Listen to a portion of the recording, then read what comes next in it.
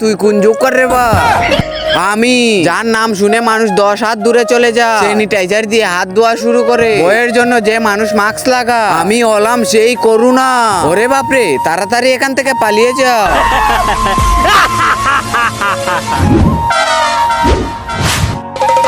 স্বাগতম স্বাগতম, আমাদের দেশে তোমাকে স্বাগত। অনেকদিন পরে তোমাকে ফুলের শুভেচ্ছা জানাচ্ছি। আরে শালা, আমাকে স্বাগতম করে জানা, আগে আমাকে ভয় পা, আর ভয়ের ছুটে দূরে চলে যা, আর তাড়াতাড়ি মাস্ক লাগা, তা না হলে করোনা চলে আসবে। ওটাই তো আমরা চাই। হ্যাঁ, কিন্তু কেন?